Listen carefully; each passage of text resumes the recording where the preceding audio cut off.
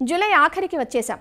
ఖరీఫ్ ఆరంభంలో ఆశాజనకంగా ఉంటాయనుకున్న వర్షాలు నిరాశను మిగిల్చినా గత వారం 10 రోజుల నుంచి కురిసిన వానలు ఉద్యాన రైతుల్లో హర్షాన్ని నింపాయి. నేలలు చాలా వరకు పదునెక్కాయి. ముఖ్యంగా కృష్ణా వ్యవసాయ మండలంలోని ఉమ్మడి కృష్ణా, గుంటూరు, ప్రకాశం జిల్లాల్లో ఉద్యాన పంటల సాగు ఎక్కువ. ప్రస్తుత వర్షాలు ఇక్కడ ఉద్యాన పంటల సాగుకు అనుకూలిస్తున్నాయి. నేలల స్వభావం, నీటి వనరుల లభ్యత, ఇతర అంశాలను పరిశీలించుకొని అందుకు అనుగుణంగా ఉద్యాన పంటలను వేసుకోవాలని శాస్త్రవేత్తలు సూచిస్తున్నారు. మిరప, కూరగాయలు, ఆకుకూరలు, పూలు వంటి పంటల్లో విత్తనాన్ని ఎంచుకునే విషయంలోనూ తగు జాగ్రత్తలు తీసుకోవాలి. ముఖ్యంగా ప్రభుత్వ సంస్థలతో పాటు ప్రైవేట్ కంపెనీల విత్తనాలను క్షుణ్ణంగా పరిశీలించుకున్నాకే కొనుగోలు చేయాలని, ప్రస్తుత పరిస్థితుల్లో ఉద్యాన పంటలు సాగు చేసే రైతులు ఎలాంటి జాగ్రత్తలు తీసుకోవాలో తెలియజేస్తున్నారు గుంటూరు జిల్లా లాం ఉద్యాన పరిశోధనా స్థానం అధిపతి డాక్టర్ గిరిధర్. ఈ సంవత్సరం ఖరీఫ్ సీజన్లో వర్షాలు తొలి దశలో అంటే జూన్ మాసంలో కొంత తక్కువ 20% వరకు తక్కువ పడినప్పటికీ జూలై 2వ వారంలో విస్తారంగా పడడం ఆరంభమైంది. కాబట్టి తొలి దశలో పంటలు వేసుకొని రైతులు ఇప్పుడు కూడా అనేక ఉద్యాన పంటలు, ప్రత్యేకంగా కూరగాయలు, మిరప వంటి పంటలు వేసుకోవడానికి అవకాశం ఉంది. ప్రధానంగా మిరపకు సంబంధించిన అంతవరకు మిరప నారు ఎదబెట్టుకోవడానికి తగిన అవకాశం ఉంది. సూటి రకాలని ఎదబెట్టుకోవచ్చు. అదేవిధంగా హైబ్రిడ్ రకాలు కానీ సూటి రకాలు కానీ నారు పోసుకోదలుచుకుంటే ఇంకా ఇప్పుడు కూడా నారు ఏర్పాటు చేసుకొని ఆగస్టు మాసంలో మనం నాటుకోవడానికి అవకాశం ఉంది. కాబట్టి మిరప రైతులందరూ ఎవరైతే ఇంకా సన్నద్ధులు కాలేదో వారు ఈ వర్షాలకి తగిన తేమ ఉంది కాబట్టి ఎదబెట్టుకోవడం కానీ చేయాలి. అదేవిధంగా నారు కూడా ఎక్కడైతే నారు వేసుకోవాల్సిన అవసరం ఉందో హైబ్రిడ్లు కానీ నారు వేసుకొని నాటుకునే విధానంలో కానీ వారు నారు ఏర్పాట్లు చేసుకోవచ్చు.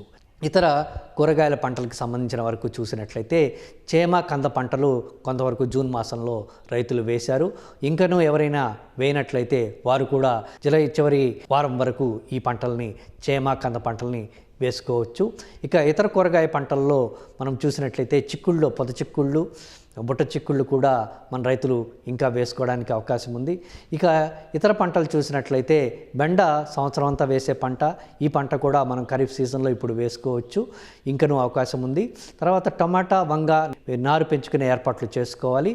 ఈ నారుని ఆగస్టు మాసంలో వేసుకొని మనం వంగ, టమాటా పంటల్ని మనం వేసుకోవచ్చు. ఆకుకూర పంటలు సంవత్సరం అంతా వేస్తాము. ఇప్పుడు మనం ఖరీఫ్లో కూడా ఈ పంటలు మనం వేసుకోవచ్చు. ఇవైతే వర్షాలు అధికంగా ఉంటాయి కాబట్టి వాటికి దెబ్బతినకుండా ఈ ఆకుకూర పంటల్ని ఎత్తైన మళ్ళల్లో మనం సాగు చేసుకోవాలి. ఈ తోటకూర, పాలకూర, చుక్కకూర, ఇతర పంటలు కూడా మనం ఈ సమయంలో వేసుకోవడానికి అవకాశం ఉంది. ఇక దోసజాతి పంటలు కూడా మనం ఆనవాయితీగా రైతులు సాగు చేస్తూ ఉంటారు. ఇవి సంవత్సరం అంతా వేసుకునే అవకాశం ఉంది. ఇప్పుడు కూడా ఖరీఫ్లో పందిళ్లలో వేసే పొట్ల కానీ ఇట్లాంటివి వేసుకునే అవకాశం ఉంది. అదేవిధంగా దోస, కాకర, బీర, సొర పంటల్ని మనం ప్రస్తుతం సాగు చేసుకునే అవకాశం ఉంది. ఈ పాలీహౌస్లో కానీ బయట కానీ వేసే చామంతి కానీ బంతి నారులు మనం పెంచుకొని వేసుకునే అవకాశం ఉంది.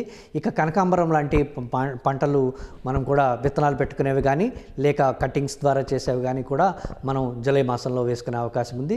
జర్బరా లాంటివి పాలీహౌస్లో వేయడం మొదలు పెడుతూ ఉంటారు.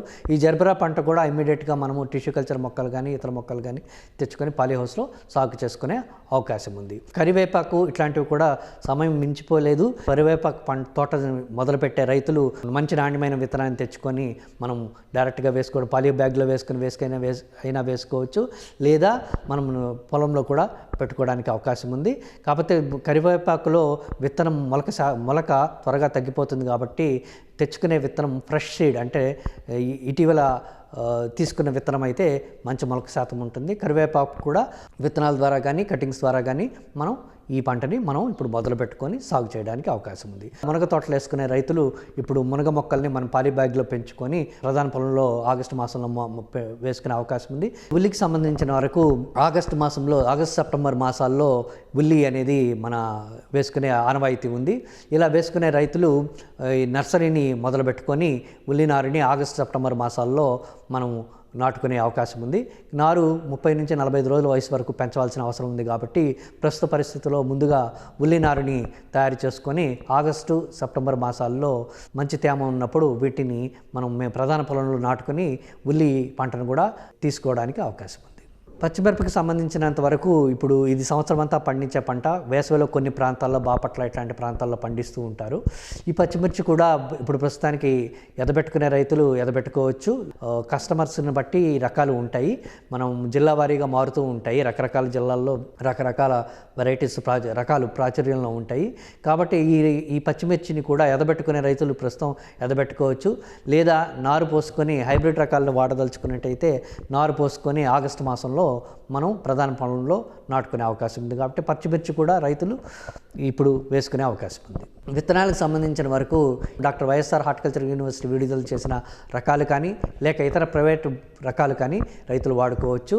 వారి యొక్క ప్రాంతానికి అనుకూలమైన రకాలు ఎన్నుకోవాలి. విత్తనం కూడా మంచి నాణ్యమైనది అయి ఉండాలి. ఎక్కడైతే హైబ్రిడ్ల అవసరం ఉందో అలాంటి పంటల్లో హైబ్రిడ్లు వాడుకోవచ్చు. హైబ్రిడ్లు ఎన్నుకునేటప్పుడు కూడా మంచి కంపెనీల విత్తనాలు మాత్రమే రైతులు సేకరించుకోవాలి. లేకపోతే నాణ్యత లోపాలు ఉండి రైతులు ఇబ్బంది పడే అవకాశం ఉంది. తర్వాత ఓపీ రకాలు కూడా కొన్ని పంటల్లో, ఉదాహరణకి మిరప లాంటి పంటల్లో ఓపీ రకాలు కూడా హైబ్రిడ్కి ధీటుగా దిగుబడులు ఇవ్వటం గమనించాం. కాబట్టి ఇలాంటి పంటల్లో హైబ్రిడ్ రకాలకి సమానంగా ధీటుగా ఇచ్చే ఓపీ రకాలను ఎన్నుకోవాలి. ప్రస్తుతానికి LC 643 అనే రకం విజ్ఞాన పరిశోధనా స్థానం లాంలో అందుబాటులో ఉంది. ఎవరైనా రైతులు ఈ రకాన్ని వేసుకోదలుచుకుంటే ఈ రకాన్ని వేసుకోవచ్చు. రైతు సూటి రకాలు వేసుకునేటప్పుడు కొన్ని జాగ్రత్తలు చేపట్టాలి. సూటి రకాల్లో ఐసోలేషన్లో పండించిన విత్తనాలను మాత్రమే వాడుకోవాలి. గవర్నమెంట్ నుంచి తీసుకున్న విత్తనాన్ని 1-2 సంవత్సరాలు సూటి రకాలని వాడుకోవచ్చు.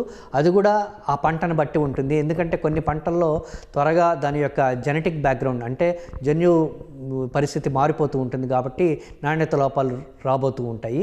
కాబట్టి మిరప లాంటి పంటల్లో అయితే రైతులు సేకరించిన ఓపీ రకాలని 2-3 సంవత్సరాలు వాళ్ళ పొలంలో మంచి మొక్కలను 50-60 మొక్కలను ఎన్నుకొని వాటి నుంచి విత్తనం తీసుకుని వాడుకునే అవకాశం ఉంది. సెల్ఫ్ పాలినేట్ అయ్యే పంటల్లో మనము అదే విత్తనాలని మనం వాడుకునే అవకాశం ఉంది. అలా కాకుండా క్రాస్ పాలినేటెడ్ మిరప కొన్ని పంటల్లో క్రాస్ పాలినేషన్ ఎక్కువగా ఉంటుంది. ఇలాంటి పంటల్లో మనము మన దగ్గర ఉండే విత్తనాన్ని వాడకుండా గవర్నమెంట్ నుంచి కానీ ప్రైవేట్ నుంచి కానీ విత్తనాలు తీసుకుని వాడుకోవాల్సిన జాగ్రత్త తీసుకోవాలి. అదే చిక్కుళ్ళు వంటి పంటల్లో సెల్ఫ్ పాలినేషన్ జరుగుతుంది. కాబట్టి రైతుల దగ్గర నుంచి తీసుకునే విత్తనాలు పనికొస్తాయి. కాబట్టి వాటి నుంచి ఇతర రైతుల నుంచి సేకరించి మనం వాడుకునే అవకాశం ఉంది.